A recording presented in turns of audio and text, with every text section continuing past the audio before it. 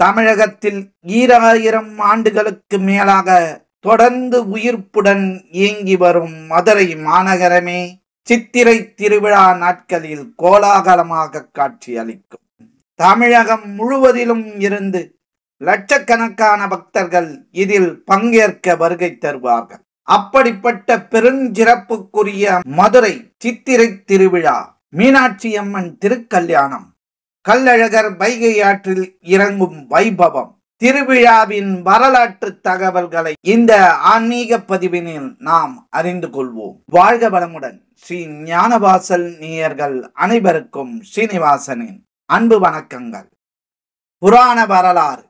முன்பொரு காலத்தில் மதுரையை மலையத்வஜ பாண்டியன் என்ற அரசன் ஆண்டு வந்திருந்தார். நெடுங்காலம் ஆகியும் வாரிசு இல்லாததால் குழந்தை பேறு வேண்டி பெரும் யாகம் ஒன்றை நடத்தினார். அந்த யாகத்தீயில் உதித்தவள்தான் மீனாட்சி அம்மன். யாகத்தீயில் இருந்து சிறுமியாக மீனாட்சி வெளிவந்தவுடன் வானில் ஒலித்த அசரீரி இவள் சக்தியின் அவதாரம் என்றும், உரிய காலம் வரும்போது எம்பெருமான் சிவனே வந்து இவளை மனம் முடிப்பார் என்றும் சொல்லி இருக்கின்றது. ஆய கலைகள் 64 தேர்ச்சி பெற்றவளாக வளர்ந்த மீனாட்சி தன் தந்தையின் மறைவுக்கு பிறகு மதுரையின் அரசியானார். பெரும்படை கொண்டு தென்னாட்டு அனைத்திலும் மீன்கொடி நாட்டிய மீனாட்சி வடநாட்டையும் தன் வசமாக்கும் பொருட்டு கைலாய மலைக்கு படை பரிவாடங்களுடன் செல்கின்றார். அங்கே சென்றதும் புலித்தோலின் மேல் வீற்றிருக்கும் சிவபெருமானை கண்ட கணத்தில் தான் சக்தியின் அவதாரம் என்ற உண்மை மீனாட்சிக்கு விளங்கியது. தானே மதுரைக்கு வந்து உன்னை மணமுடிப்பேன் என்று மீனாட்சியிடம் உறுதியளித்த சிவபெருமான் சில காலம் கழித்து தேவரும் ரிஷிகளும் புடைசூழ மதுரைக்கு வந்து மீனாட்சி அம்மனை திருமணம் செய்தார். திருமணம் செய்த பிறகு மீனாட்சி அம்மனுடன் சேர்ந்து சுந்தர பாண்டியனாக சிவபெருமான் மதுரையை ஆண்டதாக புராண வரலாற்றில் கூறப்பட்டுள்ளது.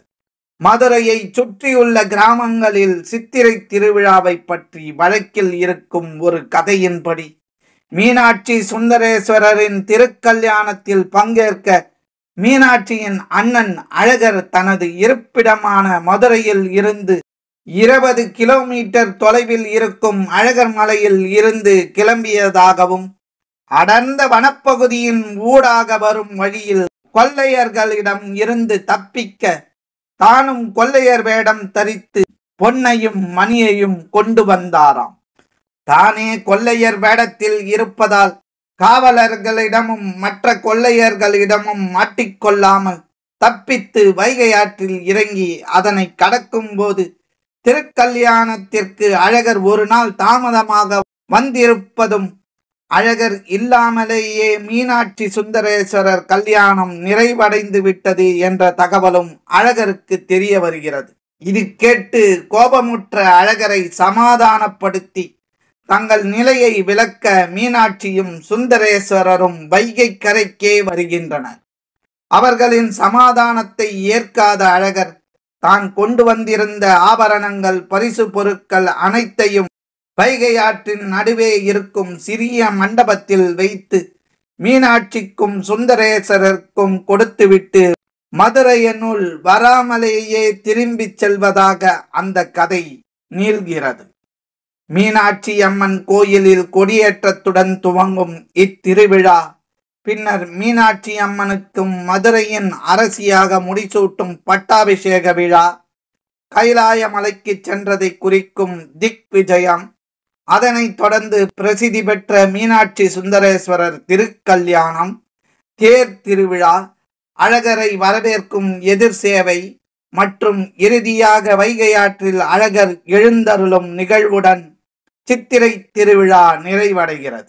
சித்திரை திருவிழாவின் முக்கிய அம்சமாக இருப்பது கள்ளழகர் ஆற்றில் இறங்கும் நிகழ்வுதான்.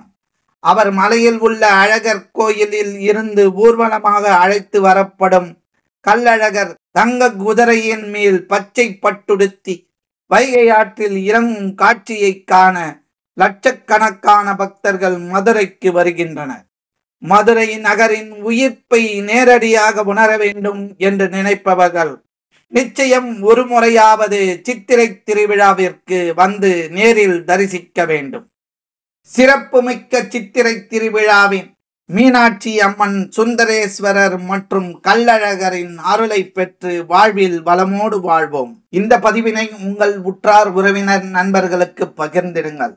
இந்த பதிவினை பற்றிய உங்களது மேலான கருத்துக்களை எங்களுக்கு பதிவிடுங்கள். மற்றும் ஒரு ஆன்மீக பதிவில் நாம் அனைவரும் சந்திக்கும் வரை உங்களிடமிருந்து நன்றியும் வணக்கத்தையும் கூறி விடைபெற்றுக் கொள்வது ஸ்ரீ ஞானவாசல் ஸ்ரீனிவாசன். நன்றி, வணக்கம். எங்களுடைய பதிவு உங்களுக்கு பிடித்திருந்தால் லைக் பண்ணுங்க, ஷேர் பண்ணுங்க. மீண்டும் தொடர்ந்து இது போல பல பதிவுகளை பார்ப்பதற்கு எங்கள் சேனலை சப்ஸ்கிரைப் செய்து பெல் ஐக்கானை கிளிக் செய்து கொள்ளவும். நன்றி, வணக்கம்.